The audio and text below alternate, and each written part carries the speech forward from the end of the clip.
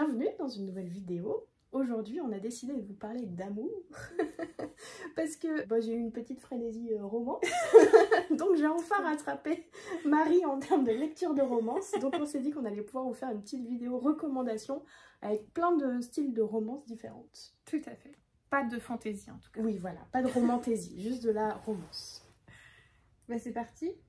Alors on s'est dit qu'on allait commencer par le young adult. Et alors pour ça, le mieux c'est de commencer par le nouveau label que vous connaissez certainement, Comet. Les éditions Comet qui ont fait paraître depuis mai chaque mois un livre. Le premier ici avec Better Than the Movies. Ensuite, vous l'avez déjà vu si vous avez regardé notre vlog, recettes cubaines pour guérir un cœur brisé. Et ensuite, l'été où ma vie a changé. Et enfin, celui d'août, la théorie des couleurs. Voilà. Alors pour ma part, j'ai pas encore lu Better Than the Movies. Je me le garde pour le printemps prochain, je pense. Parce que bon, c'est la bonne saison. Il y a quand même des petites fleurs et tout, donc c'est pas trop l'automne. Mais j'ai bien lu les 3 autres. Et Marie, j'ai lu les 4. Voilà, donc on va pouvoir vous parler des 4. C'est ça. Déjà, est-ce qu'on peut faire notre petit classement? Oui, alors du coup, moi je mets pas celui-là, donc je te le laisse. Alors moi ça ressemble à quelque chose comme ça. Avec ces deux-là, je sais pas trop. Ça dépend des moments. Les deux sur la première marche du podium et le troisième. Voilà. Et toi? Et moi, je mets juste celui-ci. Et c'est dans... Moi pour le coup, c'est vraiment celui-là en recette cubaine que j'ai préférée. Même si la théorie des couleurs est pas très loin dans le classement. Voilà. Peut-être on peut commencer par celui qu'on a un peu moins aimé. Oui, pour vous faire un petit résumé très rapide, on y suit Meredith qui a perdu sa sœur un an avant l'été pendant lequel se passe ce roman. Et donc elle retourne sur le lieu familial où ils passent tous leurs étés habituellement. Et donc pour elle c'est un petit peu le cœur lourd parce que c'est aussi beaucoup de souvenirs avec sa sœur. Et elle y va pour le mariage de sa cousine. Et c'est à Martha's Vineyard. Tout à fait. Si vous connaissez. Donc ambiance estivale au top. Et pendant cet été, donc elle va rencontrer un... Comment il s'appelle déjà? Whit. Ah oui, Whit. Je trouvais ça bizarre. Whit, qui est un garçon d'honneur. Ils vont se rapprocher notamment par le jeu de l'assassin qui va être mis en place par les mariés. Et qui va être le point fort de cette semaine avant le mariage. Et voilà. C'est une histoire d'amour, hein, donc on n'a pas besoin de vous faire de dessin. Globalement, ça sera ça les résumés. Exactement. Pourquoi un peu moins? J'ai trouvé la romance moins touchante que dans les autres, j'avoue. Je me suis beaucoup moins attachée, moi, personnellement, au personnage principal de Meredith, que j'ai trouvé un peu froide, en fait, quand j'y repense. Et puis, la romance, elle est mignonne, mais voilà, ça m'a pas emportée. Moi j'ai adoré l'ambiance avec le jeu de l'assassin. Ah oui, alors ça par contre... c'est très réussi, l'ambiance estivale, l'humour aussi qu'il y a dans ce livre. Alors il y a toute une anecdote autour de ce livre. Je l'ai lu en vacances au bord de la mer en Bretagne avec une amie, donc une amie du cercle littéraire. Et je pense que j'ai explosé de rire 15 fois. Et je lui ai lu les 15 passages qui m'ont fait rire. Et c'était tous en rapport avec le jeu de l'assassin. Et ça c'est quand même la meilleure anecdote. Ça reste le fait que... Voilà, j'étais au bord de la plage et dans ma malchance la plus totale, j'ai une mouette qui s'est soulagée sur mon livre, voilà, en pleine vacances. J'étais ravie parce que c'est un très beau livre, donc voilà. Merci la mouette. Anecdote peu commune. Souvenir de vacances. C'est ça. Il devait sentir bon dans la valise. Non, le pire c'est que ça n'a rien senti, je suis trop contente. Ah ouais, non. Bref, anecdote mise à part. Voilà. Moi un peu le même ressenti. Je me suis un peu moins attachée aussi à l'héroïne. J'ai trouvé que la romance allait très vite en fait, en une semaine. Même en 2 jours en fait. Ils dorment déjà ensemble. Voilà. Donc ça allait un petit peu trop vite à mon goût. Et puis il y avait toute une intrigue aussi avec des amitiés qu'elle avait blessées. Et ça j'ai trouvé que c'était complètement survolé. La fin, j'étais un peu décevant, ouais. voilà, elle est pas cohérente entre ce qu'elle leur dit et ce qu'elle fait.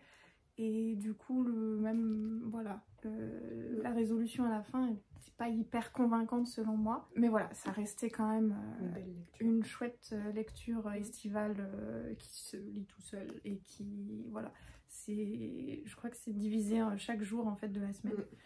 Donc on voit le temps qui passe jour après jour. Enfin, le rythme est bon, voilà. Et puis lui était charmant. Oui, lui est très charmant. Et la romance restait quand même très choupie. Oui, et puis j'ai trouvé, parce que j'étais en fait dans une folie de lecture romance d'été, vraiment avec l'ambiance, je voulais la mer et une maison de vacances en gros. Et j'ai trouvé que c'est peut-être celui où cette ambiance-là était la mieux retranscrite dans tous ceux que j'ai lus. Oui, c'est très frais. Ouais. Et vraiment... On a envie d'y aller. Quand même une bonne lecture. Ensuite, moi je peux vous parler de Better Than the Movies.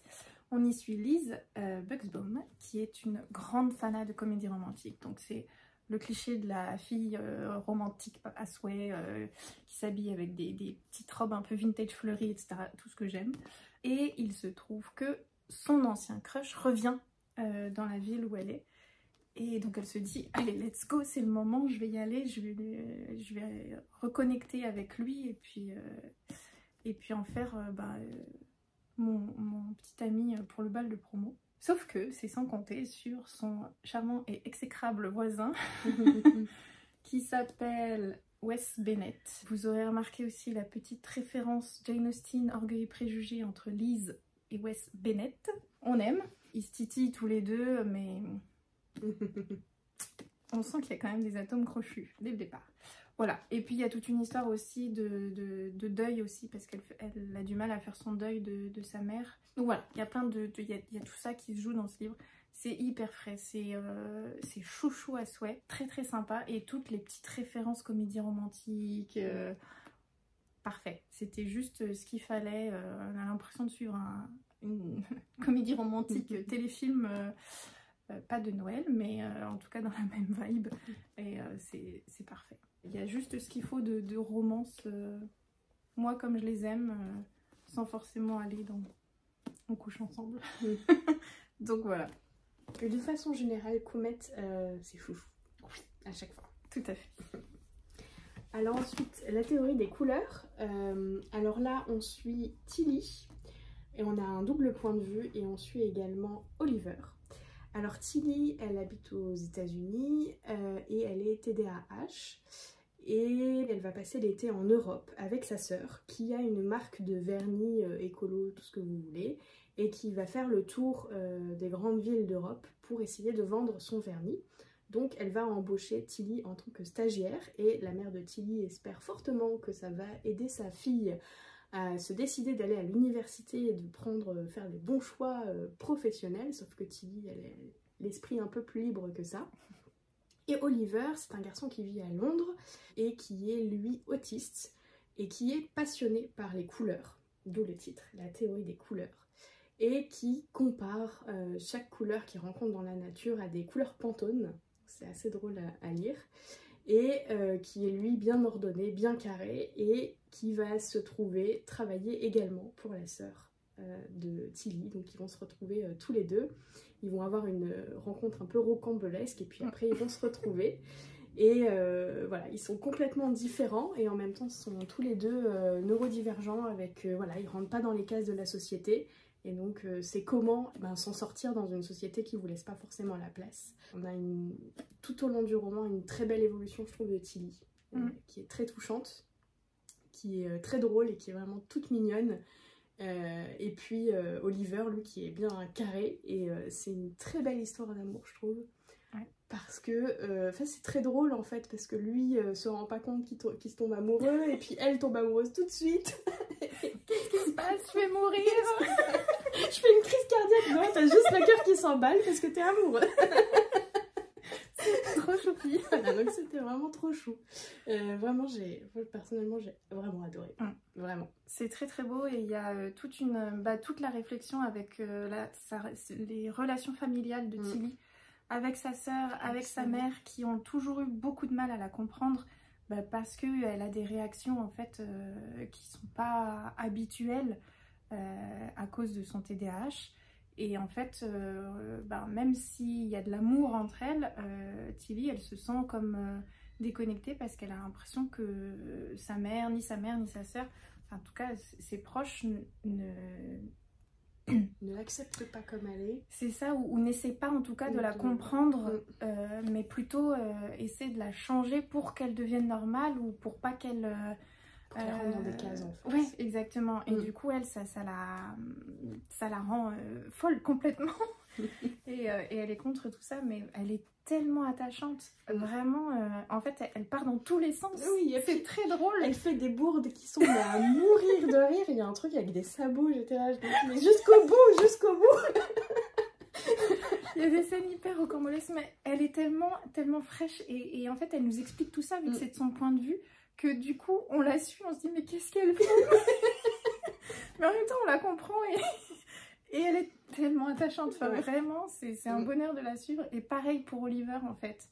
Et comme on est de leur point de vue à tous les deux, on les comprend totalement. On comprend tout ce qui se passe de l'intérieur. Et c'est trop beau de les voir aussi batailler avec cette société qui ne les comprend pas, qui ne les accepte pas tels qu'ils sont. Ou en tout cas, qui ne cherche pas à faire en sorte qu'ils soient dans la société comme tout un chacun, en fait. Enfin, vraiment trop beau. Et il y a beaucoup d'inclusivité dans ce livre, de représentation autour d'eux. Et puis justement tout ce qui est lié à la neurodivergence est très bien expliqué, soit par les personnages directement, soit par des notes de bas de page, puisque l'autrice du livre est à la fois autiste et TDAH. Ah ouais, elle a les deux. Donc je pense qu'elle a dû scinder ces deux personnalités pour... Voilà, donc elle explique tout et elle explique vraiment comment ça fonctionne et du coup c'est hyper clair et en fait ça permet vraiment d'ouvrir l'esprit et d'avoir une meilleure ouverture vraiment à la différence. Enfin, j'ai trouvé ça très fort. Ouais. Et tous les personnages autour sont hyper attachants aussi. Enfin, la sœur, quand elle s'explique et tout, c'est hyper touchant. Je pense que j'ai pleuré toutes les larmes de mon corps sur cette scène. La petite romance de sa sœur avec sa collègue, c'était aussi tout choupi. Enfin bon, bref. Puis, encore une fois, elle qui comprend très vite, ou en tout cas parfois qui comprend pas, mais qui fait des suppositions beaucoup trop rapides. Et lui qui au contraire a besoin d'un certain temps pour comprendre. Par rapport à cette petite histoire avec la sœur, c'est très drôle. Et là, elle est en mode je t'expliquerai, t'inquiète. La sœur est très drôle. Bref, vraiment une pépite, vous allez rire, pleurer, être ému. Bref. Et puis recette cubaine, bon on en a déjà beaucoup parlé, donc on va peut-être pas s'étendre plus que ça. Je vous mettrai le lien du vlog pour aller voir. En gros, c'est encore une romance d'été, cette fois on est en Angleterre et on suit Lila, qui vient de Miami, qui est d'origine cubaine et qui se retrouve en Angleterre et qui va rencontrer Orion, qui lui est un anglais pure souche et voilà, ça va faire des étincelles. C'est trop chaud. Et moi, juste pour redonner 3 petits trucs que j'ai beaucoup aimé, c'est le rythme déjà, qui est hyper fluide. Et en fait, ça avance assez vite, mais pas trop vite en même temps. La romance est super bien dosée et en fait, ils se parlent. Oh, qu'est-ce que ça fait du bien. Ils se parlent et hyper rapidement, en fait, ils évoquent des sujets assez intimes ou lourds, etc. Et ça fait du bien de voir aussi ce genre de développement. Voilà. Donc il y avait ça, il y a le côté gourmand. Ah oui. Du thé, des pâtisseries, à la fois côté anglais et côté cubain, mélanger le mix, etc. Ça c'était juste ce qu'il fallait. Et puis la romance choupi.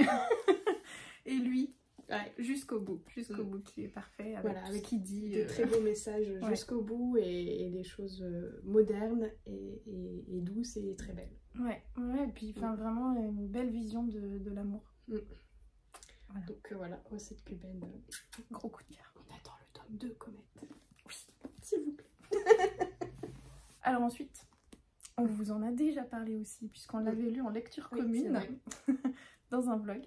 Il s'agit de Checkmate de Alia Zellwood, la queen de la romance aujourd'hui. Donc là, c'est un young adulte, son seul young adulte pour l'instant. Je crois que le prochain à sortir début 2025, c'est aussi un young adulte, il me semble. Mais je m'avance peut-être. Bref, ici on suit donc Mallory, qui est une pro des échecs, mais qui a arrêté de jouer, qui refuse de rejouer.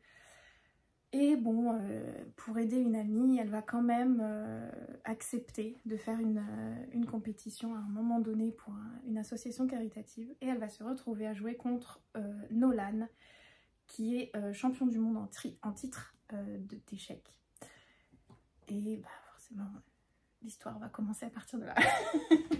Parce qu'elle va le battre. Et lui va se dire, tiens, elle est intéressante cette jeune fille, intrigante. Et voilà, ils vont aller plus loin dans leur relation.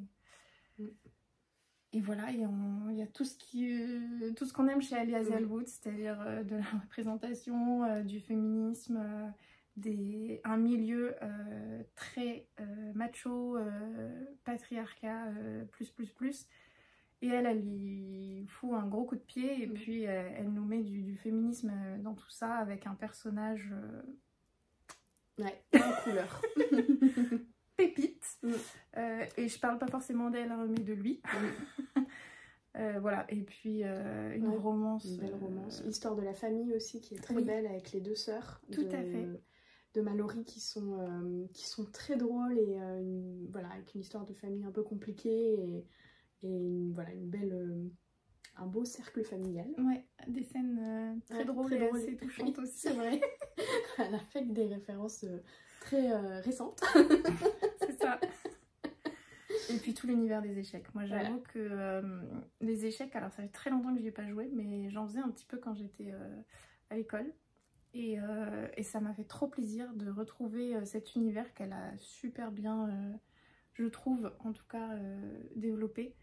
L'ambiance est totalement là. Et puis, elle arrive à rendre les échecs sexy comme pas possible. Hein. Voilà. Moi, je vous le dis. Elle est très douée. Voilà. Oui, et puis même si vous y connaissez rien aux échecs comme moi, hein, je connais absolument rien, je sais pas y jouer. C'est absolument pas gênant puisque en fait elle donne le cadre qu'il faut donner, elle explique ce qu'il faut expliquer, elle va pas trop loin et en même temps on est quand même pris dans le jeu. Tout à fait. Puis bon, il y a toute une tension autour de la compétition quand même. Et pas de scène explicite, mais presque. Presque. On va dire ça comme ça. Mais une vraie représentativité. Ça m'a et oui, des visions de sexualité différentes aussi, qui est assez sympa à voir dans du young adulte. Alors ensuite, en young adulte, je me suis précipitée sur celui-ci qui est sorti fin août. Pourquoi? Parce que c'était deux arguments. Le premier du point de vue du mec, et ça m'intriguait beaucoup, et uniquement le point de vue du mec. On n'a pas du tout le point de vue de la fille. Et deuxièmement, parce que c'est une troupe que je déteste, avec laquelle ils ont joué. Et donc je voulais voir si ça allait me déranger encore et toujours. Traumatisme d'Harry Potter, la petite sœur du meilleur pote, c'est non pour moi. Et là, qu'est-ce que c'est? C'est Nick qui tombe amoureux de la sœur de son meilleur pote. Donc je voulais voir ce que ça allait déclencher chez moi. Et j'ai été très surprise. Alors, pendant la moitié du bouquin, je l'ai lu en une journée. Rapide. Pendant la moitié, je me suis dit, j'aime pas.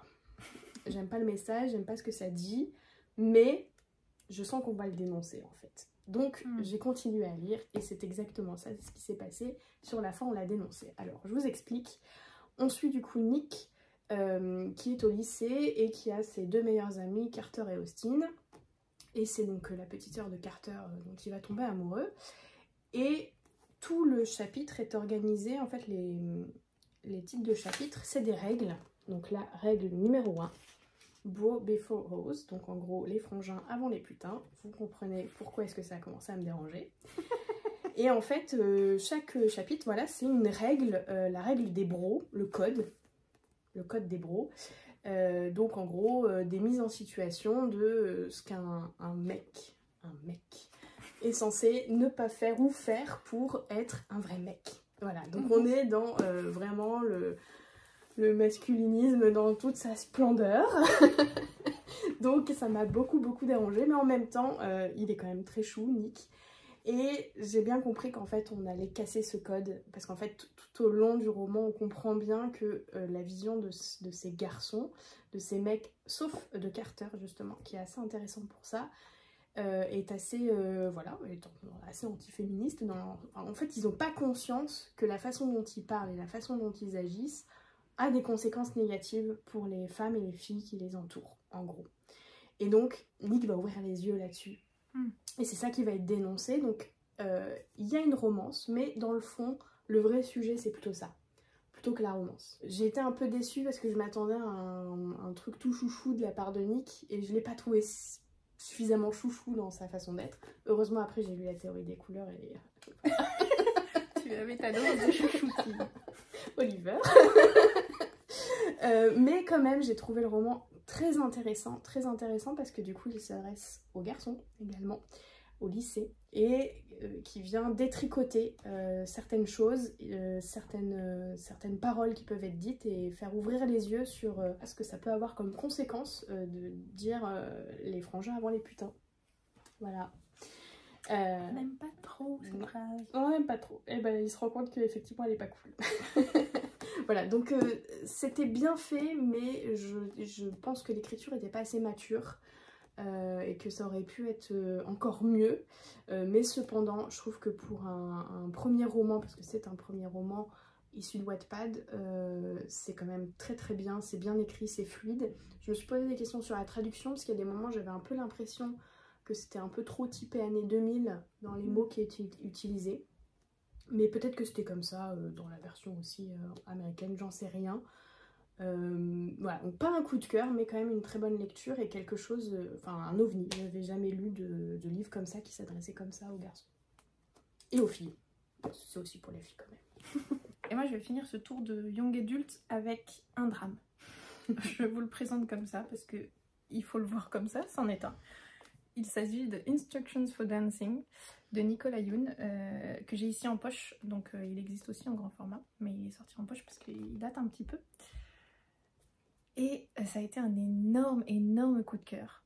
Peut-être qu'il fait comme ça, rom-com, tout frais, tout sympa. Oui, pendant tout le début, on se poile de bon nombre de fois. Il y a plein de trucs hyper drôles, des listes que l'héroïne fait, etc. Hyper drôle. Mais c'est un drame, messieurs, dames. Ne vous attendez pas à autre chose, sachez-le, parce que sinon vous risquez de passer à côté de certaines choses, donc je préfère vous prévenir. Maintenant, de quoi ça parle, hein, parce que je vous dis tout ça, mais donc on suit Evie. Les histoires d'amour, pour elle y croit pas. Ça a été une grande romantique, elle lisait plein de livres de romances, etc. Et puis en fait, suite au divorce de ses parents, un petit peu compliqué, parce que le père a trompé la mère, elle veut plus croire en fait en l'amour, c'est fini pour elle toutes ces histoires. Elle a d'ailleurs rejeté ou donné tous ces livres de romance. Et puis un jour elle va recevoir une sorte de don qu'elle va vraiment voir comme une malédiction, parce que pour elle c'est juste l'horreur, ou lorsque elle verra un couple s'embrasser, si elle les regarde à ce moment-là, au moment où ils s'embrassent, elle voit le moment de leur rencontre, le moment présent, et puis la fin de leur histoire. Et en fait, du coup, elle se focalise à chaque fois sur les fins d'histoire, et elle se dit, mais ça conforte ce que je pense, c'est-à-dire que l'amour est voué de toute façon à finir, et donc ça ne sert à rien que j'essaie de tomber amoureuse. Bref, donc pour elle, c'est une malédiction, elle va absolument s'en débarrasser. Et dans sa quête pour s'en débarrasser, elle va arriver dans une école de danse pour prendre des cours de danse de salon. Et elle va rencontrer un jeune homme fort charmant, bien qu'un peu agaçant, X. Voilà, son prénom c'est X. On l'appelle comme ça du début à la fin. Je sais même pas si on découvre son vrai prénom à un moment donné, peut-être. Je m'en souviens plus, c'est pas l'élément le plus crucial de l'histoire. Voilà, et forcément il est fort charmant, et elle ne va pas être insensible à son charme, à ce jeune homme qui va aussi lui faire vivre beaucoup de choses. Et ils vont donc prendre des cours ensemble, et surtout pour une compétition, pour redorer l'image de l'école, ou essayer de faire venir des nouvelles personnes. Bref, voilà, ça part comme ça cette histoire. et c'est absolument incroyable. Vraiment, la romance entre les deux, elle est pépite. Comme je vous disais, c'est bourré d'humour alors non, à la fin on rigole moins, mais mais en tout cas pendant une grosse partie du roman, vraiment c'est bourré d'humour. Au bout d'un moment on comprend où ça va, on commence à avoir le cœur un peu serré, mais croyez-moi à la fin, même si j'étais en larmes totales, mon oreiller était mouillé littéralement. Et ben c'est une telle ode à l'amour et à ce que moi la façon dont moi je vois l'amour, que ça m'a juste bouleversée. Voilà, c'est extraordinaire, c'est magnifique. Triste, oui, préparez-vous, mais voilà, je peux que le recommander parce qu'il est incroyable. Et Nicolas Yoon, j'ai pas encore lu d'autres de ses romans, mais il y en a un qui m'attend parce que j'ai vu le film d'ailleurs, c'était Everything Everything, qui a été adapté en film, qui parle aussi d'une romance un peu tragique puisque c'est deux personnes fortement malades qui ne peuvent pas se toucher. Voilà, donc elle aime les sujets un peu compliqués, hein.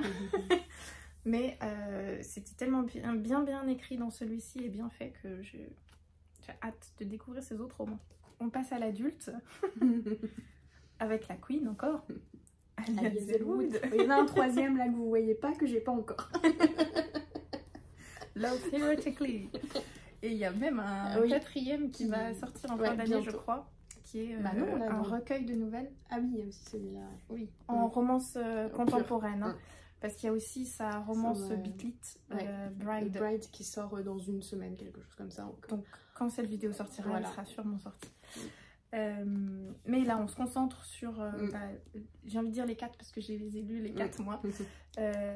Donc le premier, The Love Hypothesis, ensuite Love on the Brain, le troisième Love Theoretically et le quatrième Love to Love You, je crois que c'est ça, qui est en effet, comme je vous disais, un recueil de 3 nouvelles, mais à chaque fois avec des personnages, 3 amis en fait, et donc ça se lit comme un roman en fait. Voilà. Alors pour ma part, je n'ai lu que pour l'instant Love Hypothesis, puisque vous voyez il a encore son petit bandeau, Love on the Brain. Il est encore là. Je l'ai pas ouvert. Donc je peux pas vraiment comparer les uns par rapport aux autres, mais déjà j'ai beaucoup aimé le premier, puisqu'on suit Adam, je sais plus comment elle s'appelle, Adam et Olive. Donc Olive qui va passer une thèse en biologie, je crois. Ouais, c'est ça, c'est la biologie celui-ci. Et Adam qui est prof là-bas. Rassurez-vous, il n'y a pas de... Voilà, pas d'ascendant, de tout ça, sinon ça aurait été poubelle. Donc tout va bien. Elle se retrouve à embrasser dans les couloirs Adam, sans savoir que c'était lui, qui est connu pour être, comment dire, froid, limite monstrueux, quoi.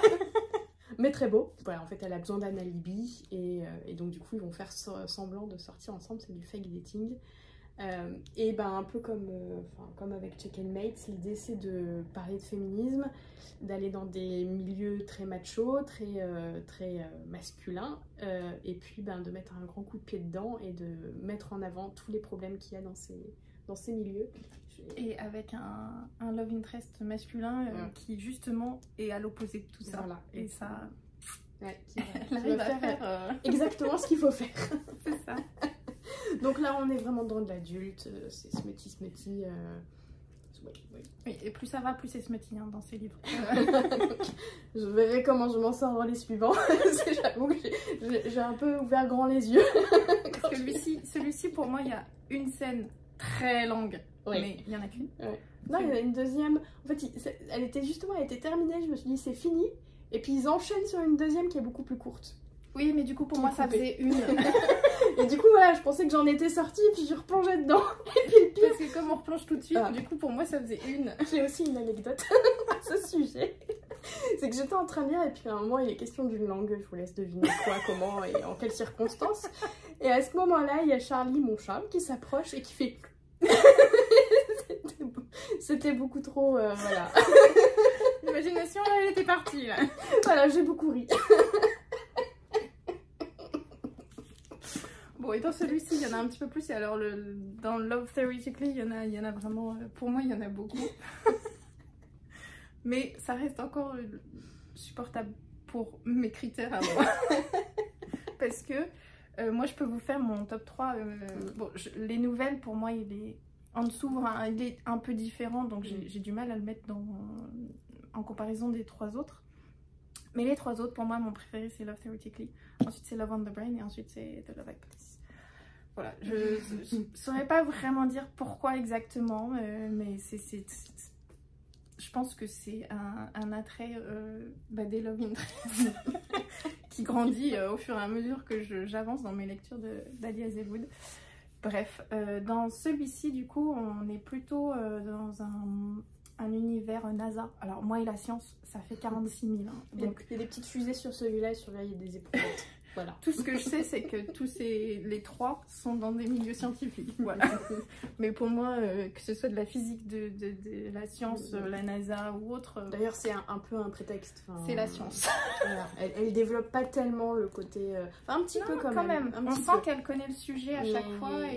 Mais voilà, vous êtes pas perdu parce qu'on vous parle de trucs chimiques ou astrophysiques. Pas du tout. Et donc, ici, on suit... Comment elle s'appelle? Bi, voilà, qui donc arrive pour un... Non, c'est dans celui-ci où elle... Non, c'est pas ça. Oh, je les confonds. Pour moi, celui-là, elle arrive pour un nouveau boulot. Oui, c'est ça, elle veut avoir le job. Elle veut avoir le job ou elle l'a déjà? Pour moi, elle veut l'avoir. Non? C'est Love Theoretically où elle veut l'avoir. Ah, oui. C'est ça où Pour moi, elle avait un nouveau job. Et le problème, c'est qu'elle doit faire avec Levi, qui est un de ses anciens Némésis, on va dire. Et comme dans tous les romans de Ali Hazelwood, c'est bien sûr qu'elle n'a rien compris à ce qui se passe vraiment. Parce qu'ils sont toujours amoureux en premier. Toujours. Dès le départ, premier chapitre, on sait qu'ils sont full in love. Bref, et donc ils vont se retrouver à travailler ensemble, et en fait elle écrit aussi sur les réseaux sous un pseudonyme. Que ferait Marie Curie? Je crois que c'est ça, son pseudo. Et donc elle communique avec quelqu'un qu'elle apprécie bien, qui se trouve être Lévi. Par hasard. Nous avons un petit bonjour du Charlie. Charlie et ses coups de langue au bon moment. Pour une expérience sensorielle totale. Là-dessus, on n'est pas du tout sur du fake dating, mais sur plutôt du enemies to lovers, plus ou moins. À la façon des romances contemporaines. Quoi. Voilà. Et très chouette, très drôle. J'ai beaucoup aimé aussi les personnages secondaires dans celui-ci, plus que dans The Love Hypothesis. Je pense que c'est ça aussi qui m'a fait l'apprécier plus que l'autre. C'est le côté personnage secondaire hyper attachant, notamment sa stagiaire, enfin je sais pas si c'est une stagiaire ou sa secrétaire, enfin, je sais plus, qui est une jeune fille, c'est dans celui-là, un peu gothique. Ah bah non, tu l'as pas lu. je la regarde en disant, elle va me dire oui, tout à fait, ah non, elle l'a pas lu. Bref, donc très chouette. Et puis Love Theoretically, lui qui parle, alors je n'ai pas le résumé, donc les noms je ne saurais pas vous dire, mais c'est une jeune femme qui avec pour le coup... un grand monsieur. Ah, toujours. C'est très cliché. Très les romances de Ali Hazelwood sont très clichés au niveau des caractéristiques physiques de ces personnages. Ouais. Et c'est toujours le même type de narration. Hein. On y trouve les mêmes plot twists, les mêmes... voilà. On le sent. Mais on aime quand même. Parce que c'est des personnages qui s'apportent l'un l'autre en fait, et qui s'acceptent tels qu'ils sont, et qui se font évoluer aussi. Et c'est d'autant plus présent dans Love Theoretically, et je pense que c'est ça aussi qui m'a fait encore un step au-dessus des 2 autres. Et en plus, on retrouve Adam et Olive dans Love Theoretically pour une petite scène, et c'était trop chou de les revoir. Et donc, je vous disais, c'est une jeune femme qui arrive pour un nouveau poste de recherche, parce qu'elle, ce qu'elle veut, c'est vraiment faire de la recherche. Et son conseiller, lui, il est un petit peu pas trop... Enfin, il la pousse pas trop vers ça. Et du coup, elle enchaîne en fait plein de petits boulots merdiques à côté. Donner des cours en fait pour des étudiants en sciences. Mais c'est vraiment des trucs merdiques. Et puis des élèves qui sont pas du tout intéressés par ça. Et à côté de ça, elle aussi propose ses services pour être la fausse petite amie de jeunes gens qui ont besoin pour une soirée ou une autre. Voilà, c'est un truc cadré en tout. Donc c'est pas du tout, elle est pas escorte quoi. Enfin, c'est juste fausse petite amie pour une soirée. Il n'y a jamais 2 fois le même gars, sauf pour un gars qu'elle aime particulièrement bien. Avec qui elle se sent assez proche et qu'elle aide parce qu'il cache son homosexualité à sa famille. Et donc lui pour le coup, elle a déjà proposé ses services plusieurs fois parce qu'elle le considère plus comme un ami. Et il se trouve que cet homme-là est le frère d'un des gars qui va décider de si elle a le poste ou pas. De recherche scientifique. Donc il se dit, mais comment ça, je croyais que tu étais bibliothécaire. Donc petite ambiance sympathique dès le départ pour son potentiel nouveau job. Donc forcément des quiproquos, des malentendus, surtout que lui, elle comprend mal ses actions, etc. Voilà, donc ça crée des situations assez drôles.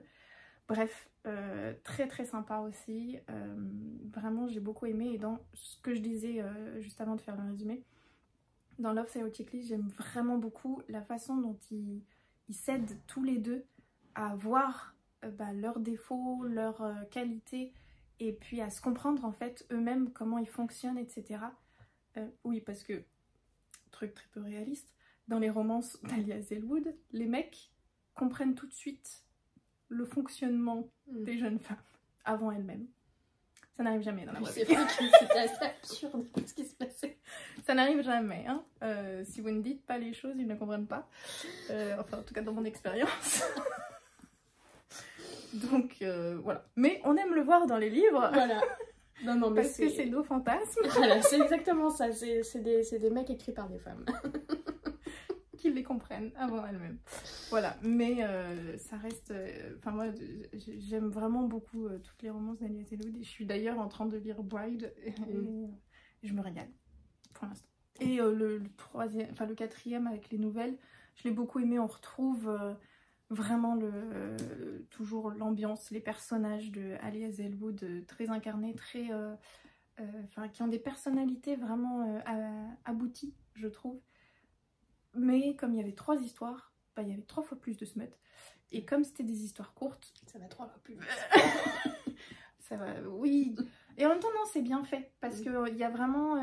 c'est pas ils tombent amoureux comme ça et 2 jours après, ils couchent ensemble. Non. Il y a vraiment du temps qui passe quand même. Non, ça, c'est très bien fait. Mais c'est juste que du coup, sur une courte nouvelle... il y a une grosse partie qui est réservée à des scènes explicites, voilà. Donc c'était un peu too much pour moi, mais c'était très chouette quand même. Et puis c'était sympa d'avoir justement, au lieu d'avoir un seul couple, d'en avoir 3. Et puis en plus à la fin, elle a fait une sorte d'épilogue du point de vue des 3 gars qui se suivent, qui sont devenus amis. Et qui se passe des années, vraiment après. Donc c'était voilà, trop chouette et vraiment pas à prendre comme une anthologie du coup, mais comme une histoire découpée en 3. Autre queen de la romance. Alors, selon moi. Alors, je n'ai lu qu'un seul livre. Et c'est d'Emily Henry. Donc, People We Meet on Vacation. J'ai encore moi-même besoin d'être convaincue par Emily Henry. Tu vas l'être. Parce que je suis d'accord, celui-ci est très décevant. Pour moi, il est tout au bas de mon classement et il est même dans ceux que j'ai moyennement aimés. C'est dire. Alors que ces 3-là que j'ai lus, donc Book Lovers, Happy Place et Beach Read.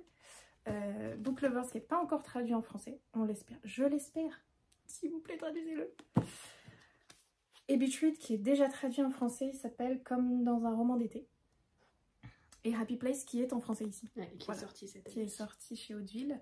Et ces 3-là, des pépites. Vraiment. Alors, mon classement, je dirais que c'est Book Lovers le premier parce que ça a été ma découverte d'Emily Henry. Et c'est par celui-ci que je l'ai le plus apprécié. En plus, ça parle d'agents littéraires. Comment vous dire que ça me parle. Voilà. Ensuite, je dirais que mon deuxième préféré, c'est Beach Read, donc comme dans un roman d'été. Encore une fois, pourquoi? Parce que ça parle de deux auteurs, enfin un auteur et une autrice.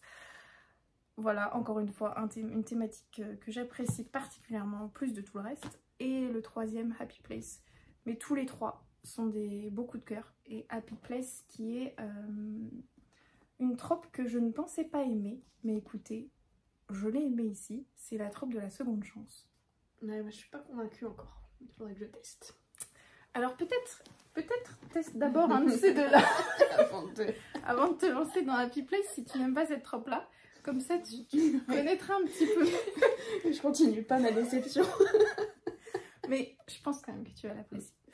Quand même, on va vous faire du coup un petit résumé de chacun. On suit Alex et Poppy qui sont meilleurs amis, voilà, qui se connaissent depuis, depuis le collège, depuis l'université plutôt. Ils ont l'habitude de partir tous les ans, l'été, ensemble en vacances. Elle tient un blog en fait où elle parle de ses vacances, de ses expériences, etc. Et il y a, je sais plus combien d'années, il y a 2 ans je crois, quelque chose comme ça. 2 ou 3 ans, ouais. Il s'est passé un truc pendant l'été. Quoi?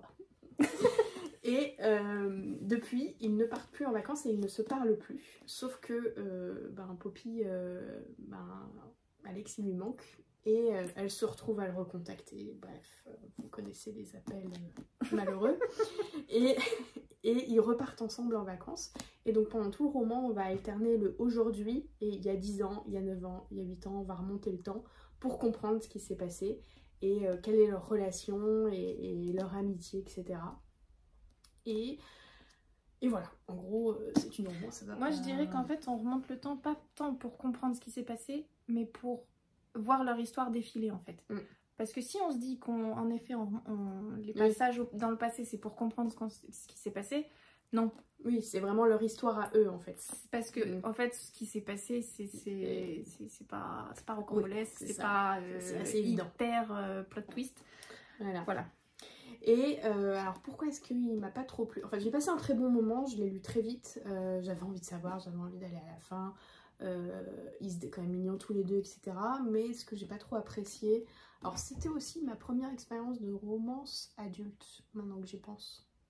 Je pense que ça a joué. Parce que du coup, les scènes de sexe m'ont mis vraiment un peu mal à l'aise. Enfin, j'ai pas aimé. Ah oui, alors qu'Émilie Henry, je la trouve moins crue que Alias Elwood. Oui, voilà. Donc, oui, c'est vrai que c'est moins cru. Mais voilà, je sais pas, j'ai pas trop apprécié plus que ça. Et j'ai trouvé ça simplé, en fait, du coup. Puisque, en fait, elle fait monter la sauce, si je peux me permettre l'expression en parlant de romance. C'est un peu limite. Bref. Elle fait monter la chantilly, plutôt. Et en fait, elle met un espèce d'énorme suspense sur ce qui s'est passé, sauf qu'on s'en doute depuis le début. Donc au bout d'un moment, moi je me suis monté la tête. Et en fait, non, c'était simple et voilà, c'était simple comme bonjour. Et toi, quand on te donne un mystère, tu te fais des... donc c'est aussi ça qui... Moi j'ai besoin d'un vrai mystère. Voilà, donc j'étais un peu déçue par la révélation finale. J'ai trouvé qu'en fait, voilà, on en parlait, il y a eu un changement de titre. En anglais, je crois, c'est... Il y a les deux en anglais. Ouais, mais au début, c'est Me and You on vacation. Donc toi et moi en vacances. Et là, maintenant, c'est People We Meet on Vacation. Les gens qu'on rencontre en vacances. Sauf qu'en fait, il n'y a pas du tout de personnages secondaires où ils sont très très peu présents. Donc il n'y a pas toute cette ambiance... un peu estivale et familiale qu'on peut retrouver dans d'autres romans d'été. C'est pas du tout développé et du coup c'est assez... voilà, ça a participé au fait que même si j'aime bien les romans d'été, là j'y ai pas retrouvé les ingrédients que j'aime bien. Pareil sur le voyage, en fait, ça se passe mal. Et c'est pas la première fois que j'ai cette expérience avec des romans d'été où du coup ça me perturbe parce que... je sais pas, j'ai peut-être une version un peu trop romancée de l'été, mais voilà, du coup j'y ai pas retrouvé toute l'ambiance que j'aime. Je suis en train de vous le détruire, c'est horrible. Mais voilà, non, ça c'était un peu loupé pour moi, mais je testerai les autres Émilie Henry, mais c'est vrai que ça m'avait un peu refroidi du coup pour les autres. Et moi je rejoins totalement l'avis de Claire.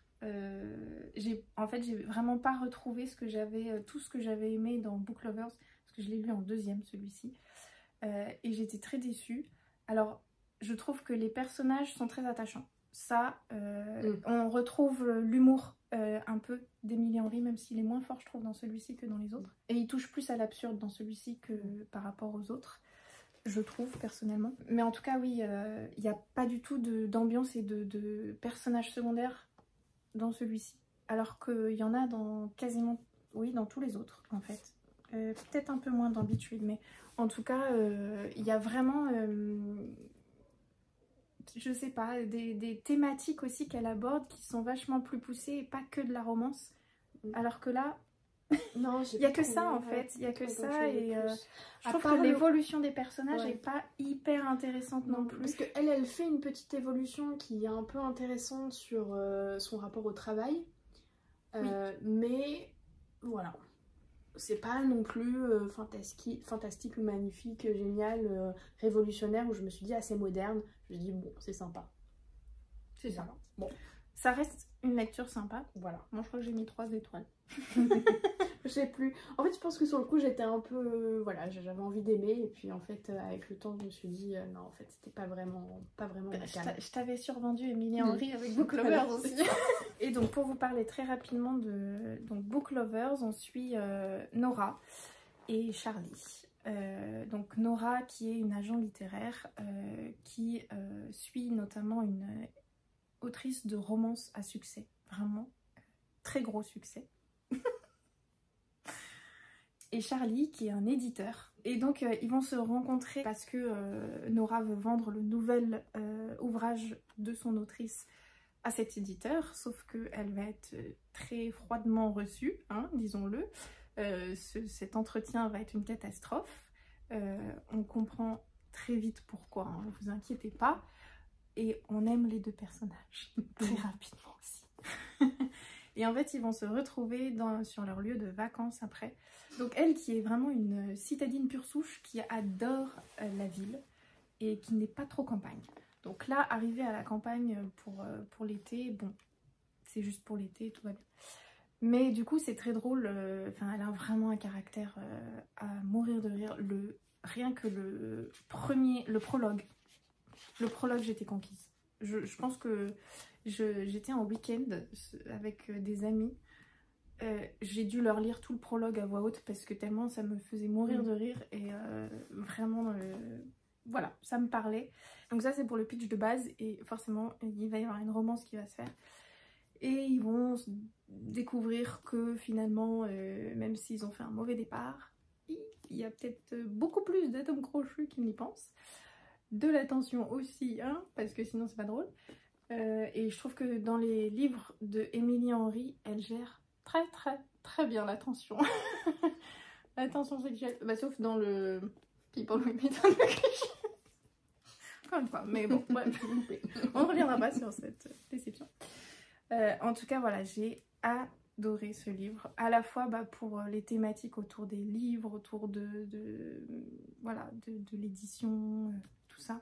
Il y a plein de mails qui s'envoient, de manuscrits qui s'envoient, en mode il faut absolument que tu lis ça, le titi, non mais je pourrais jamais ne pas avoir lu ce livre, pourquoi tu me l'as fait lire, enfin...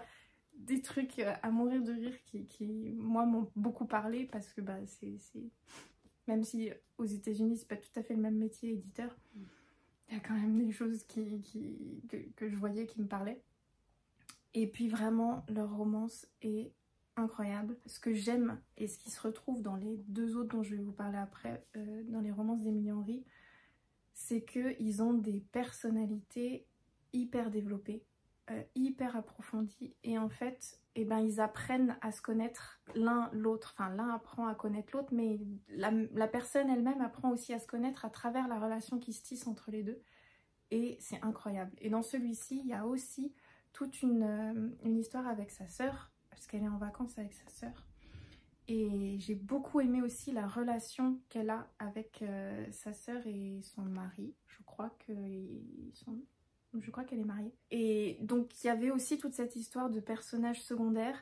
Lui, on découvre aussi sa famille à un moment donné et c'est pareil, il y a des relations familiales, enfin il y a toute des personnages secondaires avec des thématiques aussi qui sont abordées et qui apportent vachement plus à juste la romance en fait. Et moi, je me rends compte que les romances que j'aime bien, c'est quand il y a des thèmes abordés à côté de la romance en fait.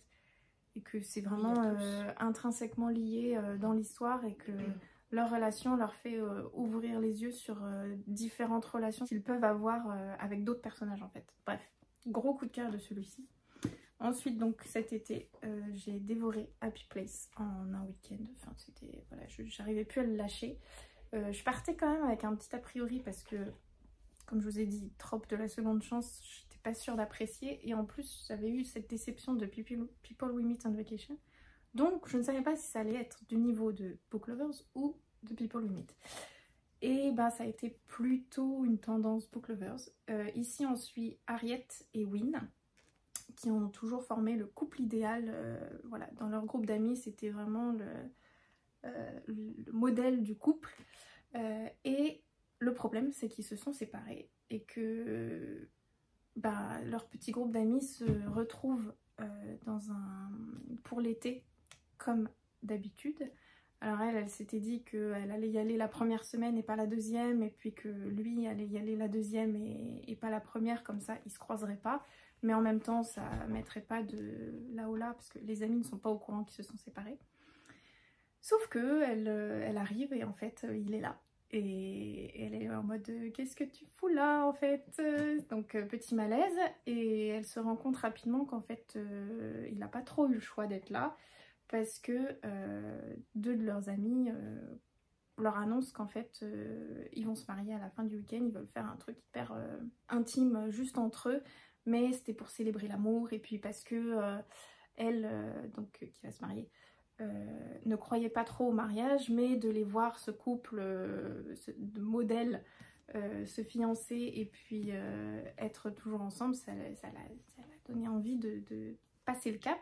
Donc elle se sent hyper mal, et ne voulant pas détruire un petit peu ce qui est en train de se dire, elle se dit bon ben on va faire semblant. Voilà.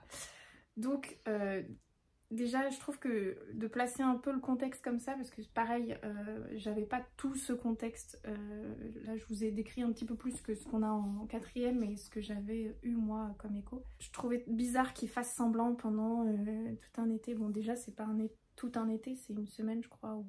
oui c'est ça, c'est une semaine. Et puis bon bah on comprend bien en fait la situation, etc. Bref, et c'est très très bien fait. C'est très très bien fait. Alors j'avoue qu'au début il y avait quelques petits moments où je me dis mon gars là non en fait. Bon après on comprend, comme je vous dis, c'est tout expliqué. Et elle est hyper intéressante parce qu'elle se fait des nœuds au cerveau aussi. Et encore une fois en fait c'est des personnages aux personnalités hyper complexes et qui vont réussir en discutant, en avançant, à démêler un peu les nœuds de ce qui colle pas, voilà. Et puis c'est une vision du couple que je trouve hyper intéressante, le fait de se battre aussi pour son couple. Bref, trope de la seconde chance, pour l'instant du coup je n'ai lu que ça, mais c'est une belle découverte. Donc très très fan, et j'ai vraiment encore une fois retrouvé tout ce que j'aimais dans Book Lovers. Et puis il y a ce groupe d'amis aussi. Alors certes leur été se passe pas aussi bien qu'ils l'espéraient, mais il y a quand même des moments hyper drôles, hyper chouettes. Donc voilà, on n'a pas une ambiance complètement... Même s'il y a des moments qui couaquent. Il y a toujours des moments. Il y a des moments où ils arrivent au resto, il pleut, ils sont trempés, et voilà. Pour l'été, on se dit que c'est pas l'ambiance qu'on veut, mais ça arrive et ça fonctionne plutôt bien. Et puis il y a un bel équilibre dans celui-ci. Et je sais plus ce que je disais, sur les personnages secondaires, il y a vraiment plein de thématiques intéressantes. Justement sur cette vision de mettre un couple comme un couple idéal, non, peut-être pas en fait. Bref. Il y a aussi plein de questions et de thèmes qui sont abordés avec ce groupe d'amis, parce que du coup il y a le couple qui se marie, le couple qui s'est séparé, et puis il y a un autre couple, deux jeunes femmes qui sont aussi, qui ont aussi d'autres problématiques. Je vais pas trop vous en révéler, vous découvrirez. Mais du coup voilà, il y a tout ce petit monde avec leur personnalité, comment gérer les relations avec les différentes de personnalité, etc. Bref, voilà. Si je vous ai pas convaincu avec tout ça, je ne sais plus quoi dire. C'était très très très bon. est très bien fait et j'adore voilà, la façon d'écrire d'Emily Henry. Et enfin le dernier, oui c'est celui-là, Betrayed, c'est le dernier que j'ai lu. Et là, comment vous dire, on parle d'un auteur de suspense, non, si je crois que c'est, il aime les trucs qui finissent pas forcément bien, les trucs un peu lourds, très littéraires, etc. Donc il écrit plutôt ce style-là, et elle, c'est une autrice de romance.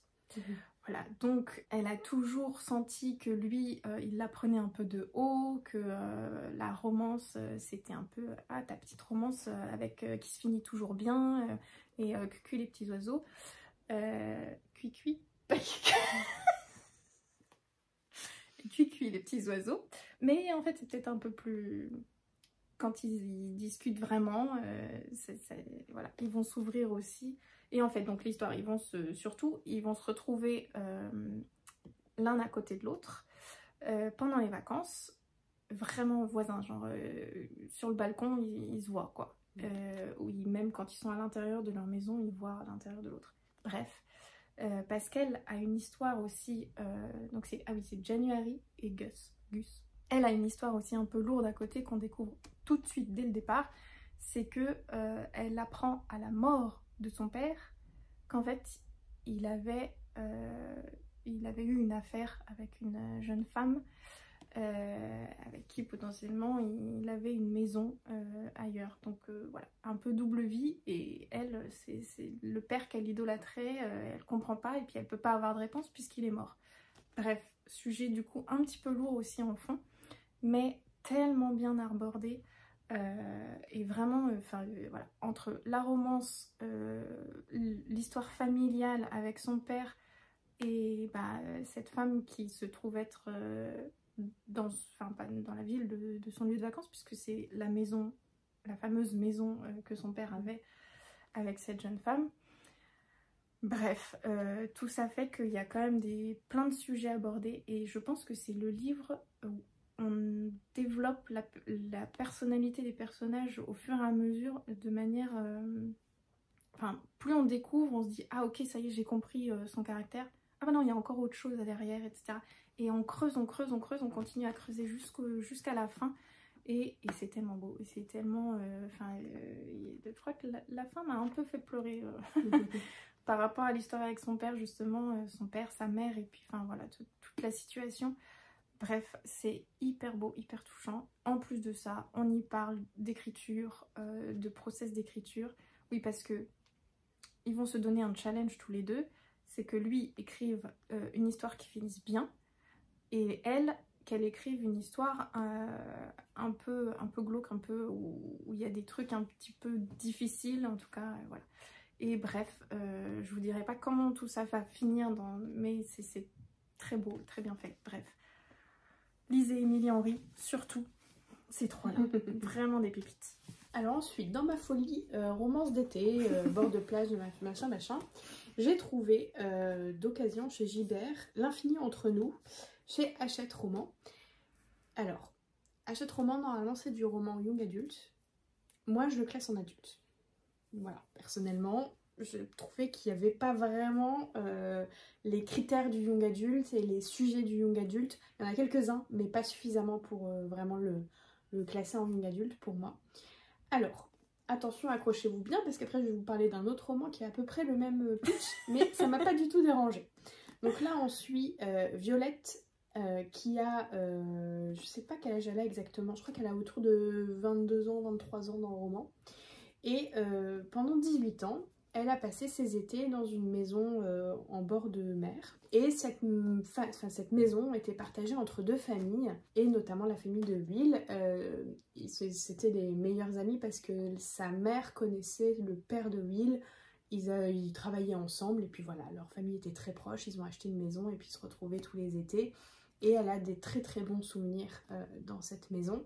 Sauf que l'été de ses 18 ans, tout a basculé. Et ça fait du coup plusieurs années qu'elle n'est pas retournée, que personne de la famille n'est retourné dans cette fameuse maison. Et elle va y aller parce que son père va lui demander d'y aller pour pouvoir vendre la maison. Sauf qu'elle va arriver. Et qui est-ce qu'il va y avoir dans cette maison? Je vous le donne dans le mille. Oui. Et bah on va un peu comprendre ce qui s'est passé ce fameux été des 18 ans. Donc un peu comme People Who Meet on Vacation, le principe c'est qu'on alterne les chapitres aujourd'hui et les chapitres il y a 15 ans, 18 ans, etc. Enfin non, je crois qu'on fait que le 18 ans, le 3 ans avant. Le 5 était plus tôt, voilà c'est ça. 5 était plus tôt et aujourd'hui. On n'a pas le côté, enfin si on fait quand même un peu le côté retour parce qu'elle fait des flashbacks sur son enfance et sur tous les souvenirs qu'elle a et on va comprendre au fur et à mesure ce qui s'est passé ce fameux été. Donc voilà, un peu le même concept que People Who Meet on Vacation, mais là ça l'a fait pour moi. Pourquoi? Parce que déjà le suspense était un peu... Alors il y avait un suspense de la même façon, mais bah là c'est pas la même chose que People Who Meet on Vacation et en fait on ne le devine pas du tout au début et on le pressent au bout d'un moment et au bout d'un moment on sait. Et en fait ce qui est bien c'est qu'au moment où on sait, elle le dévoile. Donc du coup il n'y a pas de... Je me suis pas monté la tête en mode ah il s'est passé ça, ça... Non. Il s'est passé ça, ok, très bien, il s'est passé ça, j'ai compris. Elle a donné tous les indices qu'il fallait donner pour qu'au moment où on arrive à la révélation, on était prêt à l'entendre et on avait tout en main. Donc rien à voir avec, d'ailleurs en termes de révélation, ça n'a rien à voir avec People Who Meet on Vacation, c'est encore une autre histoire, sur fond de drame, on le comprend assez vite. Et voilà, et franchement j'ai été complètement prise par l'histoire. Je l'ai lu, ben oui, il y a ma mamie qui me dit mais tu l'as lu en une journée, je sais pas, oui, mais bon, j'avais envie de savoir. Je me suis posée sur la plage et je l'ai lu. Voilà, c'était très fluide, j'ai adoré les personnages. Alors effectivement, c'était pas forcément très abouti, comme on peut l'avoir dans d'autres romans en termes de construction de personnalité et tout. Mais voilà, j'ai trouvé que ça passait très bien, ça m'a pas du tout dérangé, c'était ce que je voulais. Le petit hic, le petit truc qui me fait dire ah c'était pas vraiment du young adulte, c'est que du coup c'est explicite. À la limite, pas de soucis, c'est du young adulte. On peut parler de première fois, on peut parler du début de la sexualité, il y a zéro problème. Sauf que j'ai trouvé ça un peu cru. Et j'ai trouvé que cette première fois était un peu... Enfin, c'était un peu écrit d'une façon maladroite, c'était trop. C'était trop pour moi. Et donc du coup, pour moi, c'est plus du explicite adulte que du explicite young adulte. Non pas que je fasse de la... que ce soit prude ou quoi... Voilà, j'ai mis l'ardeur aussi à côté, hein, donc il n'y a pas de problème. Mais là, voilà, je trouvais que ça le faisait pas trop. J'ai trouvé que lui switchait un peu trop. C'est-à-dire qu'il était tout mimi chouchou et puis tout d'un coup, si vous voyez ce que je veux dire. Voilà. Donc ça m'a un peu dérangée. C'était trop. Voilà, et puis ils sont tout mignons, ils se tâtonnent, ils ont 18 ans, ils apprennent à se connaître, et puis tout d'un coup ils l'appellent bébé. Non, en fait, il y a 2 minutes, tu l'appelais par son prénom, tu lui laisses son prénom. Voilà, donc ça m'a un peu dérangée, j'ai trouvé que ça a un peu, voilà, ça a un peu gâché la fin de ma lecture. Enfin gâché, c'est peut-être un grand mot. Mais voilà, tout le reste était vraiment trop cool, c'était exactement l'histoire que je voulais. En fait, c'était l'histoire que je voulais pour People Who Meet on Vacation. Voilà, donc j'ai été rattrapée. Et c'était chouette quand même. Mais juste, voilà. En parlant de bébé, il y a les petits noms comme ça, nous on n'aime pas trop. Alors, et justement, dans L'été où ma vie a changé, qu'on a présenté plus tôt en Young Adult, il joue là-dessus. Oui, c'est vrai, et c'était drôle. Et c'était très drôle. En mode, la première fois qu'il tente un truc, elle est là. Non. C'était quoi ça?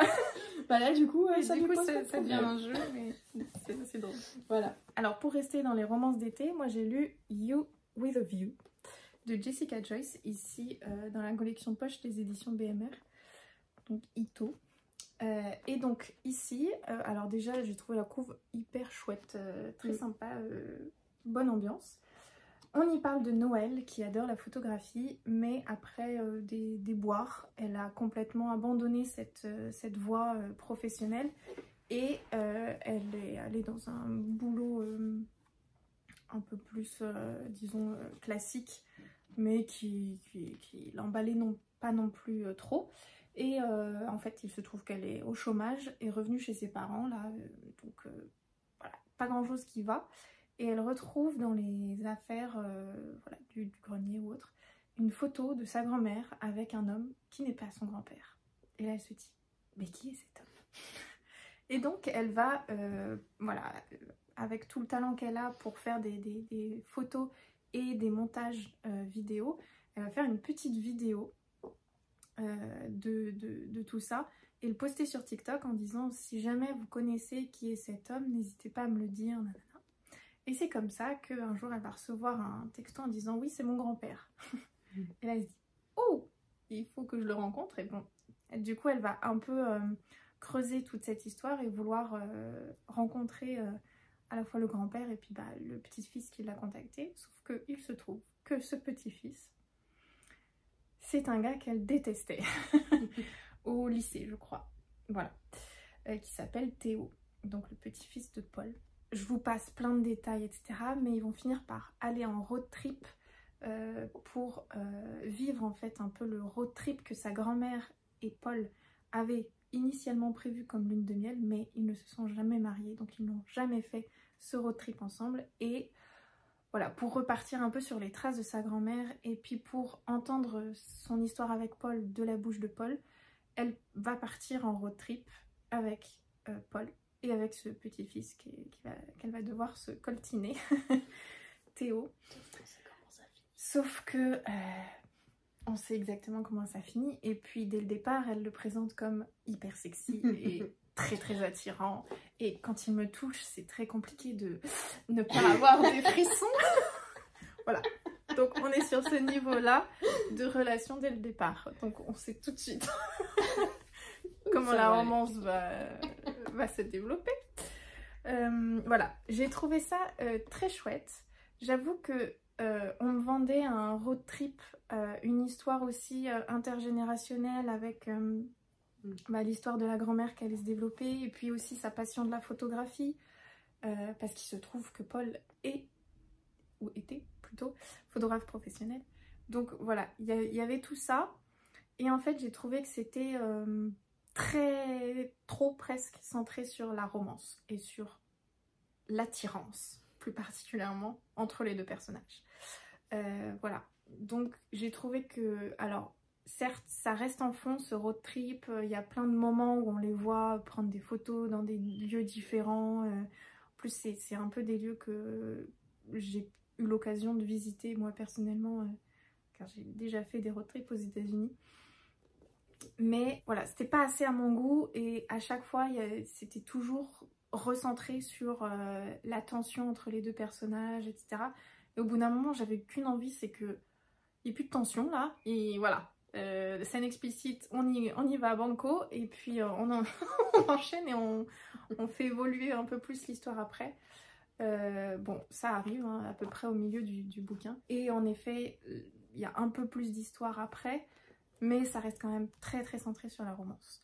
Donc voilà, sachez-le, ça reste très chouette, j'ai vraiment passé un très bon moment, ça se lit tout seul, et les personnages sont vraiment intéressants, lui est chou. Et alors, leur première scène explicite de sexe, j'avais jamais vu ça. Voilà. Alors ça reste une scène de sexe, mais sans lettres. C'est particulier. Voilà. Donc, et puis j'ai pas trop compris pourquoi d'ailleurs, mais enfin, si, on comprend, mais à moitié. Enfin, bref. Voilà, le lire pour tout savoir. On peut pas faire de lecture explicite. Non, là, je n'irai pas plus loin dans mon descriptif. Mais en tout cas, voilà, donc c'est très smutty. Mais ça restait encore la limite qui est tolérable selon moi. Et puis au bout d'un moment, on sait qu'il y a des scènes de sexe, mais elles sont pas développées plus que ça. Et donc ça reste très tendre et choupi. C'est pas du langage cru. Vraiment, en termes de langage cru, de scène explicite, je pense que la pire c'est Ali Hazelwood. Donc moi, ce que je lis, en tout cas, voilà. Donc si Ali Hazelwood pour vous c'est un niveau tolérable, tout le reste ça sera aussi. c'est un peu moins cru. Bref, donc ça reste une très bonne lecture que je vous recommande, c'est très chouette. Et puis son développement quand même à elle de personnalité, toute sa relation aussi au travail, à la vision des autres sur elle et de elle sur elle-même, évolue vraiment de manière très très chouette. Donc voilà. Alors ensuite, vous vous souvenez du précédent? Et bien celui que j'ai lu après... Presque la même histoire. Meet Me at the Lake de Carly Fortune qui existe en français, c'est Rendez-vous au bord du lac, je crois. On pourra peut-être vous mettre la petite vignette, c'est chez Robert Laffont Québec. Donc lui, j'ai lu en anglais parce qu'en fait, je me suis dit, j'étais pas sûre, en fait, n'étant toujours pas sûre que la romance adulte soit vraiment mon truc, je me suis dit en anglais, ça passera peut-être plus facilement. Donc j'ai tenté en anglais, puis voilà, j'avais envie de lire en anglais, bref. Voilà, je me suis retrouvée avec ça dans les mains, dans une librairie anglaise alors que c'était pas du tout prévu. Et ici, vous vous souvenez des résumés précédents, nous suivons cette fois Fern Bourke-Banks qui se retrouve propriétaire d'un hôtel parce que sa mère est décédée. Donc elle se retrouve propriétaire d'un hôtel au bord d'un lac, hein, il n'y a pas de suspense. Et en plein deuil, c'est compliqué, sauf que elle, ça se passe au Canada, elle doit retourner du coup dans la campagne au bord de ce fameux lac pour gérer l'hôtel, mais elle est complètement déchirée entre la vie qu'elle avait à la ville où elle était sur le point d'acquérir un café, enfin vraiment de faire ce qu'elle voulait, et cet hôtel où elle a grandi, où elle a beaucoup de souvenirs, et qui était dans la famille depuis très longtemps, sa mère y tenait beaucoup. Et voilà, elle ne sait pas ce qu'elle va faire de cet hôtel et débarque à l'hôtel Will Baxter, qui connaissait sa mère et qui lui avait proposé de travailler pour elle, pour l'aider à relancer l'hôtel qui avait des problèmes financiers et qui n'arrivait pas à avoir suffisamment de clients. Sauf que lui, il n'est pas au courant que sa mère est décédée. Et il tombe sur Fern et on comprend qu'ils se connaissaient. Qu'ils se sont rencontrés le 14 juin il y a 10 ans. Ils se sont rencontrés, ils ont passé une journée ensemble. C'est tout ce qu'on sait au départ. Et ils ne se sont pas revus depuis. Mais on comprend qu'il y a eu un drame autour de tout ça. Et donc on va alterner les chapitres aujourd'hui avec la décision et de ce que Fern va faire de cet hôtel et de comment elle va gérer tout ça et de comment elle retrouve Will et de leur relation voilà, qui a subi certaines choses il y a 10 ans. Et il y a 10 ans, cette fameuse journée qui est décortiquée heure après heure pour qu'on comprenne ce qui s'est passé. Donc voilà, on est un peu sur le même type de construction narratif. J'ai adoré. Franchement, je pense que du coup c'est mon number one sur les trois du même style. Je vous rassure, il n'y en a pas d'autres. Mais vraiment, j'ai adoré. J'ai adoré découvrir ce qui s'est passé il y a 10 ans, décortiquer cette journée. C'est juste trop beau, trop mignon, trop chouchou. Enfin, c'est profond, mine de rien, parce que il y a cette histoire de deuil, d'hôtel, de qu'est-ce qu'elle va faire. Et ça avance bien, le rythme est très bon. Je me suis pas du tout ennuyée une seule seconde. J'ai cru que le lire en anglais, alors que je passe mon année à lire en anglais pour le boulot, ça allait me saouler. Pas du tout. Là, du coup, c'est passé tout seul, j'arrivais pas à lâcher le livre. Les personnages sont hyper attachants. Leur relation est toute chouchou, doudou, mignonne, mais compliquée. Les scènes explicites, en fait, j'ai trouvé très bien parce qu'en fait, elles sont coupées. Et du coup, c'est explicite parce que quand même, on a une certaine description de certaines choses, mais pas jusqu'au bout. Et donc, du coup, ça prend pas trop de place. J'ai beaucoup aimé le fait que ça prenne pas toute cette place. Et à la fin, alors je sais pas si c'est parce que je l'ai lu en anglais et que du coup, je l'ai pas vraiment senti venir ou vraiment si elle nous retourne le truc. On comprend qu'il y a un truc autour de Will aussi qui est compliqué. Et en fait, elle aborde un sujet hyper dur, très profond sur la fin. Alors peut-être que ça va pas assez loin. Je me suis posé la question, est-ce que j'aurais voulu en avoir plus et approfondir plus ce sujet, je sais pas. Mais c'est très lourd.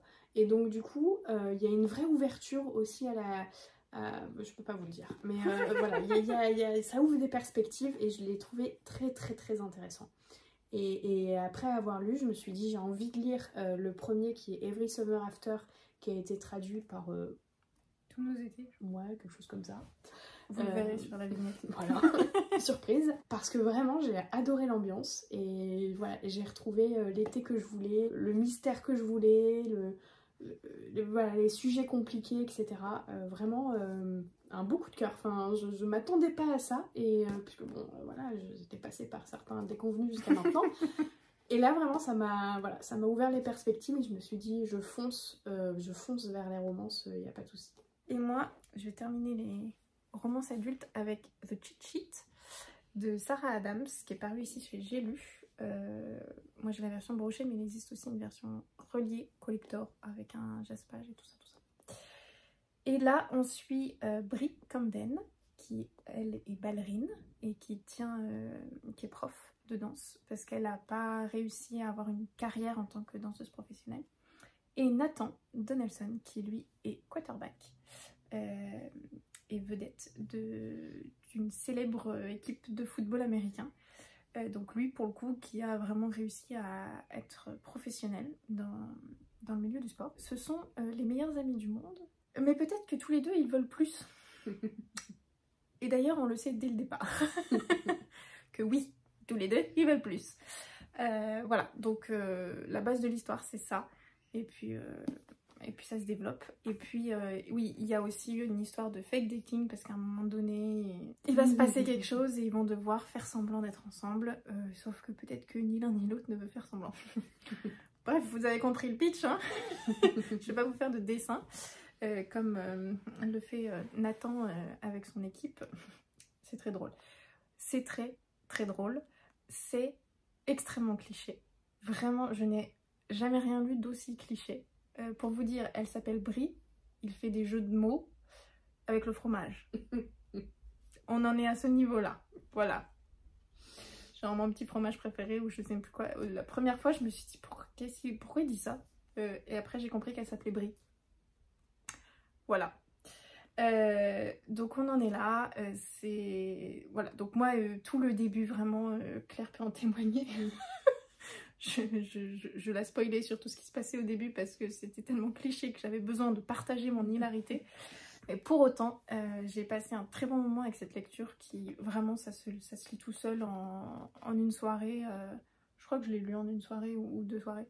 Les personnages sont assez attachants, même si on a envie de les secouer et de leur dire « mais parlez-vous en fait !» C'est un peu le côté frustrant, je trouve, de la trope du meilleur ami, enfin des meilleurs amis qui deviennent amants, amoureux. Bref, vous avez compris. Les friends to lovers. Mais ça reste très chou, c'est sans scènes explicites. Et ça fait du bien. D'avoir quelques petites romances comme ça en adulte. En tout cas, moi j'aime bien. Et puis, ils sont attachants, ils sont choupis, c'est frais. J'ai énormément rigolé aussi de situations de lui avec ses potes de football américain, la joueur.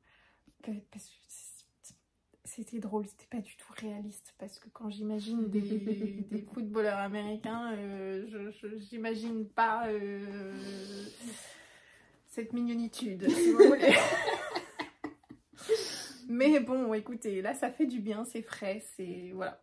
Donc, écoutez, si vous voulez une petite romance pas du tout prise de tête, vous n'avez pas peur du cliché et que vous voulez rire un bon coup, n'hésitez pas. Cheat sheet, voilà. Bah voilà, alors oui, alors rapidement, parce qu'on va un peu teaser quand même la période qui arrive, enfin, après l'automne, les romances de Noël. Alors... on va pas vous en reparler, je crois qu'on en avait déjà bien parlé. Oui. Mais évidemment... Et puis on vous en reparlera. Voilà, on refera une vidéo spéciale Noël, vous inquiétez pas. Mais évidemment, l'effet boule de neige de Clara Hero, énorme coup de cœur. Romance toute choupie. Vraiment parfait, young adulte. Enfin voilà, ouais, c'était vraiment tout choupi. Et ça t'a même fait apprécier la trompe du frère. C'est vrai, c'est vrai, la trompe du frère qui est revenue. Donc... allez-y, elle est bien faite, elle est bien faite, c'est bienveillant. On y parle aussi un peu de photographie, oui. On y mange des raclettes, des fondus. Oui, c'est ça. Des fondus. Donc, après, il y a de la neige, il y a du ski, il y a les chalets, il y a toute l'ambiance de Noël qu'il faut. C'est efficace. C'est efficace. Et Alex est un book boyfriend parfait. Voilà. Même s'il est un peu jeune pour nous. Oui, ouais, non, bah ça, on va passer. Et puis, si vous avez envie de quelque chose d'un peu différent, je me suis dit quand même que j'allais vous reparler de Cozy Mystery, mais version romance. Il y a toujours de la romance dans les Cozy Mystery, mais dans celui-ci en particulier, la romance, en fait, c'est écrit par une autrice de romance, et la romance est, j'ai envie de dire, prédominante par rapport au Cozy Mystery. Et donc, c'est écrit par une Française, mais ça se passe en Angleterre, donc il y a tous les codes du Cozy Mystery anglais. Et on suit je crois qu'elle travaille à la télé, Joanne. Il y a un petit jeu de mots avec les 4 filles du docteur March. Et elle retourne, bon bref, elle s'est fait, où elle l'a quitté, où elle s'est fait larguer comme, bref, une serpillière par son mec. Et elle se retrouve à se réfugier dans son village d'enfance qui est en fait là où vivait sa grande-tante qui est décédée. Et il se trouve qu'il y a beaucoup de grand-mères qui sont décédées dans ce village. Voilà, si vous connaissez le Cozy Mystery, vous voyez où ça va, elle va devoir mener l'enquête et elle va retomber sur son ami d'enfance. Je sais pas comment il s'appelle. Ben, il s'appelle... comment il s'appelle dans la café du Docteur March? Laurie? Il s'appelle Lawrence. Il s'appelle Lawrence, qui est devenu... Alors ça qui est un peu chelou parce qu'il est pasteur. Bon, on est dans l'église anglicane, donc les pasteurs ont le droit de se marier. C'est vrai que ça fait un peu bizarre. Et ils étaient meilleurs amis, ils se sont énormément éloignés quand elle est partie à Londres pour la télé. Et puis voilà, enfin, c'est une romance quoi. Vous voyez où ça va. Et c'est un tome 1. Hein. La suite arrive. Voilà, la suite arrive cette année. Mais je passe un message général aux maisons d'édition. S'il vous plaît, quand c'est un tome 1, signalez-le dans les livres. Mettez un petit 1 sur le dos quelque part. Quelque part, n'importe où, en 4e. Là il a fallu que j'arrive au dernier chapitre, d'être extrêmement frustrée parce qu'il ne se passait rien entre les personnages, ils s'embrassaient même pas je crois, et qu'on m'annonce que c'était un tome 1, voilà, qu'il y avait une suite. Donc, et donc c'est Retour à Sainte-Marie-Hill, Cozy Christmas Mystery. Voilà, donc de Karine Pitoki. On vous reparlera de tout ça en temps voulu. Voilà, cette vidéo est extrêmement longue. Voilà. On s'en excuse si vous êtes encore là. Force à vous et merci. Alors quand même, notre petite wishlist. Ah oui. On va le faire quand même. Une petite rapide. Allez, rapide. Alors bon, il se trouve qu'ils sont sous la caméra. Mais du coup, dans ma folie romance de cet été, j'ai aussi acheté The Match de Sarah Adams, donc, qui est l'autrice de The Cheat, que Marie vous a présenté, et The Enemy. Pourquoi est-ce que je les ai achetés? Ils sont pas encore traduits en français déjà. Comme j'avais cru comprendre qu'il n'y avait pas de smut chez Sarah Adams, j'espère pas dans ces deux-là non plus. Non, je me suis dit que voilà, il me semble que tous ces livres sont sans smut. Voilà, et j'arrivais pas à décider lequel des deux je prenais, donc j'ai pris les deux. Voilà, voilà. Moi aussi j'aimerais bien continuer, mine de rien, parce que même si c'était très cliché, c'était sympa d'avoir en effet une autrice sans scène explicite. Donc il y a elle. Moi c'est plus des autrices que j'ai envie de redécouvrir. Carly Fortune, j'aimerais beaucoup découvrir. Ah moi il y a alors parce que j'ai pas encore lu de romance universitaire. D'ailleurs on n'en a pas vraiment parlé parce que The Cheat c'est pas vraiment une romance universitaire puisqu'ils sont plus à l'université. Ils sont adultes. Mais il y a tout un courant de romance universitaire qui nous a certainement pas échappé autour du hockey, du basket, du football, de tout ce que vous voulez. Et celle que j'aimerais bien découvrir c'est The Deal, puisque en plus Hugo a refait les couvertures et elles sont toutes mimi, chouchou, doudou, c'est plus des hommes torse-poil, hyper musclés qu'on a honte de lire dans le métro. Là il n'y a pas de problème, je lis ça dans le métro, je monte la couverture, ça ne me gêne pas, quoique franchement en vrai ça me dérange pas. Mais voilà, ils ont refait des jolies éditions et je me suis dit bah pourquoi pas tester. Et moi j'ai un appel à vous faire. Si vous connaissez une chouette romance, pas trop smutty, vous avez un peu vu ce que j'aimais, hein, avec des belles valeurs derrière, bienveillant et tout ça, et pas trop macho ou pas trop, comment dire, relation malsaine, ça non, merci. Mais si vous avez une chouette romance qui se passe en automne avec une vraie ambiance automne, où ça sent bon les citrouilles, le pumpkin, je prends. Vous me dites, j'aimerais bien découvrir. Alors, c'est pas la peine de me proposer la romance de la série Season de Morgane Moncombe parce qu'elle ne m'intéresse pas trop. Je pense que c'est pas mon style. Donc voilà, celle-là vous pouvez déjà l'éliminer. Mais si vous en avez d'autres, n'hésitez pas, je suis preneuse. Et alors j'en ai une dernière, mais pour ça il faut que je vous laisse avec Charlie parce qu'il faut que j'achète ce livre. Alors parce que j'avais beaucoup aimé Recettes cubaines, bon bref vous avez compris, j'ai eu un petit délire romance cet été. Je me suis retrouvée à Gibert entre deux trains à courir pour trouver des livres d'occasion qui allaient mêler tout ce que j'avais aimé dans Recettes cubaines et que j'allais potentiellement aimer dans les livres que j'avais en tête. Et du coup j'ai acheté pour L'amour du faux aussi, que j'ai pas encore lu, que je vais lire franchement j'espère cet automne, parce qu'il me donne très envie, de Loan Lee chez Young Novel. Et ça a l'air gourmand comme il faut. Donc en gros on est dans un monde de cuisine coréenne autour du pho. Et il se trouve qu'en ce moment, je mange pas mal asiatique, puisque je travaille dans un quartier où il y a pas mal de trucs comme ça, donc comment vous dire que j'ai plutôt intérêt à lire maintenant tant que je travaille là-bas d'ailleurs, parce que sinon après ça va me donner envie et j'aurai pas ce qu'il faut sous la main. Et ça a l'air vraiment trop chou, et en fait ça mêle plein de sujets que j'apprécie énormément. La cuisine, déjà. Mais également des histoires de rivalité, d'origine, d'intégration, je pense aussi d'immigration, enfin voilà, tous ces sujets-là. Oula, il y a des marque-pages qui tombent. J'avais vraiment l'intention de le lire, mais j'ai pas eu le temps. Bref, je pense que je vais beaucoup aimer, et voilà, un petit peu de gourmand, ça me donne bien envie. Et moi, je suis sûre qu'il y en a plein qui trottent dans ma tête, mais là, j'y pense pas, donc voilà. Si vous avez des recommandations, encore une fois, n'hésitez pas. Et je prends particulièrement les recommandations young adulte de mon côté. Pareil.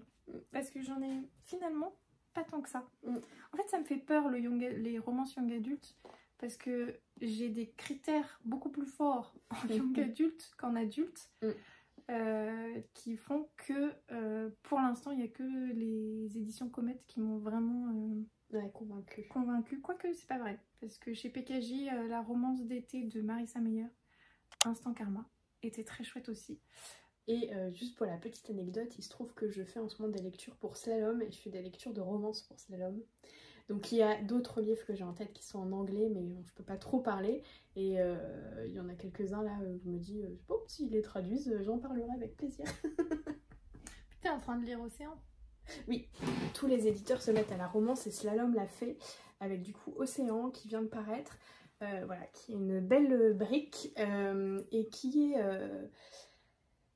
en fait qui m'a accrochée, mais que j'ai mis en pause parce que l'ambiance est assez lourde, et je pense que pour cette rentrée j'avais besoin de plus de lumière, j'avais besoin aussi de monde imaginaire, donc autant vous dire que dans une romance s'y est pas.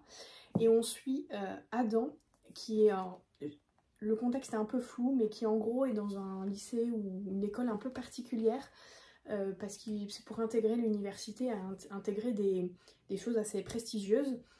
Donc ça fait à peine quelques mois qu'il est là, que la rentrée est passée. Il est excellent, il est très bon, sauf qu'il est harcelé par 2 gars de sa classe. Et voilà, l'ambiance c'est très pesant. Il est au fond du trou, hein, littéralement. Océan, il plonge, enfin vous avez la couverture, vous avez compris à mon avis l'image qui est filée tout au long du texte.